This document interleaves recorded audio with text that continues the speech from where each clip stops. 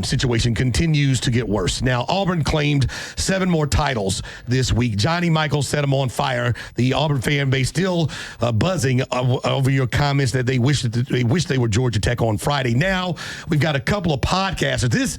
This is the future. These are young guys podcasting. This is what the future of Auburn is sounding like, and they're using the University of Georgia to launch their careers. It's so refreshing to not be playing Georgia at 2:30 because it feels like we do that every single year. But I feel great about it. I mean, home field makes a huge difference in this sort of rivalry game. You look at Georgia, I really only see 1 or 2 players in their starting lineup that's going to be a big impact player in the NFL. I just don't see what I used to see when you look at their roster, and they don't have the depth they used to have either.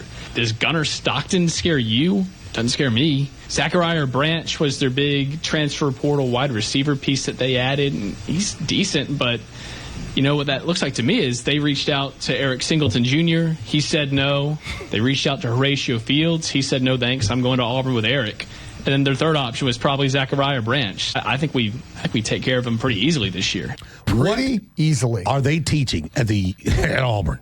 What are they teaching? I'm going to let y'all handle this. I don't need any more smoke from these Auburn yahoos. This podcast was also celebrating the found national championships that this school just claimed too. So that tells you where the bar is for this podcast. Auburn. Well, everybody gets to have a microphone in front of their face now, and everybody's opinion apparently matters now, and nobody has to go to school to be a journalist anymore. Journalist anymore. Thank you very much. And you get my point. Like, everyone, I don't know, like, who are these guys? Who are they? They're the future of Auburn. Are we supposed to care about this opinion? Like, fans. I don't know. It's fun to talk about. That could be bulletin board material, but they probably aren't worthy of it. It is entertaining, but it bespeaks of what's going on. Auburn, get back and reset. You are a proud program. Okay. You don't need stuff like this. It sounds like you are lesser than, and you're not. I thought you were laying out of this. I can't lay out of this because the comment they said at the end, I think we take care of them pretty easily. Oh, boy.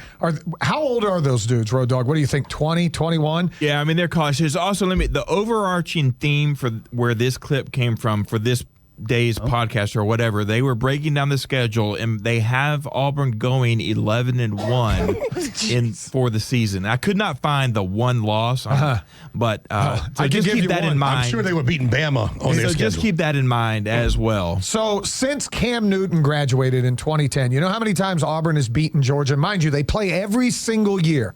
You know how many times they've beaten Georgia since Cam Newton left in 2010? So you're talking about, 14, 15 games, something like that? They've beaten them twice. One of them was on the ridiculous tip ball. That was 2013, the tip ball catch for a touchdown. Then they whooped Georgia in 2017. That was Kirby's first year playing them. No, it was the second year. They beat them 40-17. Guess what? Georgia got revenge about 2 weeks later at the SEC title game, 28-7, and went to the college football playoffs. They said they're going to beat Georgia easily. Georgia won 31-13 last year. 2 years ago, it was 27-20. Good game. It was 42-10, 34-10, 27-6, 21-14, 27-10, 28-7. Kirby has owned them. He's 8-1. All 15 of the coaches they've trotted out. Kirby is 8-1 against Auburn. So recruiting is fine.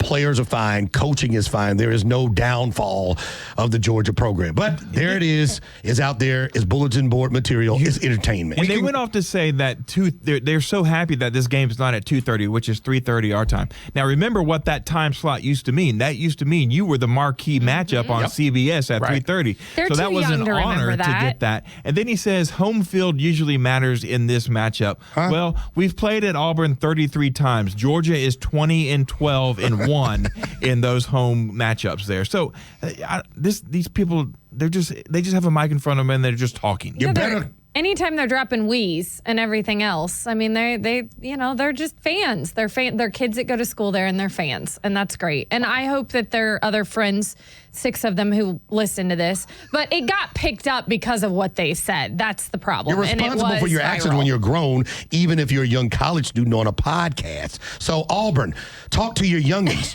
and educate them a little bit more. Okay. It's good to have an opinion. Don't have a crazy one. But the podcast on YouTube has 37 views. So let's not go big here on. Thank you. And I probably added 3 of those because I had to look and see what was going on here.